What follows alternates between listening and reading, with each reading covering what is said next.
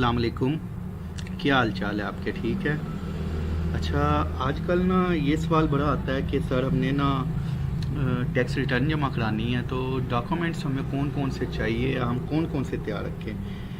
क्योंकि आपको पता है कि 1 जुलाई 2026 से टैक्स का साल शुरू हो जाएगा, गोशवारे जमा कराने का साल शुरू हो जाएगा, तो गोशवारे जमा होना शुरू हो जाएंगे। तो इसके लिए बेहतर यही है कि आप ये जो कुछ डॉक्यूमेंट्स हैं ये पहले से तैयार रखें, ताकि जो टैक्स कंसल्टेंट है उसका भी टाइम वेस्ट ना हो और आपका भी टाइम वेस्ट नहीं होगा। तो इसके लिए जो आपको चीज़ें चाहिए वो हैं, सबसे पहले तो आपको चाहिए कि आप अपना बैंक बैलेंस जो है अपनी वेल्थ स्टेटमेंट के मुताबिक कर लें। अपना बैंक बैलेंस का आपके अकाउंट में जो मौजूदा बैलेंस है वो आपके पास उसकी स्टेटमेंट होनी चाहिए। आपको पता हो कि 30 जून को जो आपका बैलेंस था बैंक में वो इतना है, तो आप एप्लीकेशन के थ्रू निकाल सकते हैं।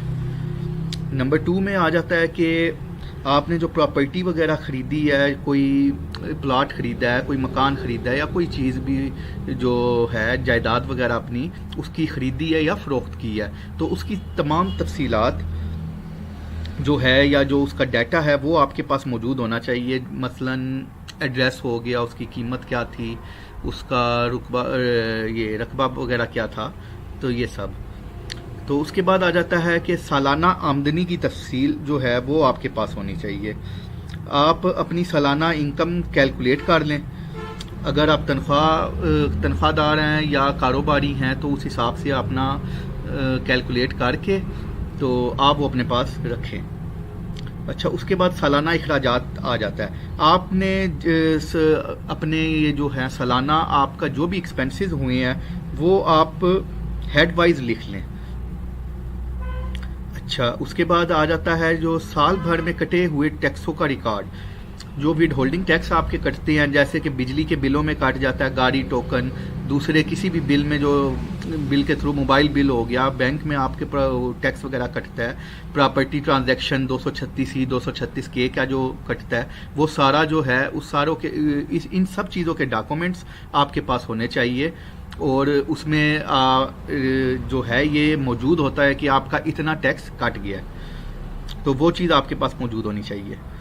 और अगर आप किसी किस्म की भी जायदाद, कोई प्लॉट वगैरह जो लेते हैं, जो किस्तों पर लेते हैं, तो उसका आपके पास तमाम रिकॉर्ड मौजूद होना चाहिए। अच्छा, उसके बाद इंश्योरेंस पॉलिसियों की मालूमात। तो आपने कोई इंश्योरेंस पॉलिसी ली हुई है तो उसकी तफसील आपके पास मौजूद होनी चाहिए।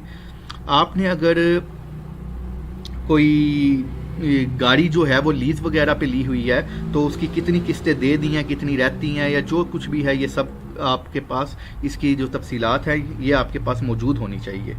अगर आपने साल के दौरान सोना ख़रीदा या बेचा है तो उसकी भी आपके पास तफसील होनी चाहिए। और अगर बैंक से आपने किसी भी किस्म का कर्ज लिया है तो उसकी भी आपके पास तफसील होनी चाहिए। तो ये सब चीज़ें हैं जो कि ना आपके पास होनी चाहिए, तो ताकि जब आप टैक्स अपनी रिटर्न जमा कराएं तो जो कंसल्टेंट है उसका भी टाइम वेस्ट नहीं होगा, वो मतलब ये आपका काम जल्दी हो जाएगा। तो आपके पास ये सब चीज़ें पहले से तैयार होनी चाहिए।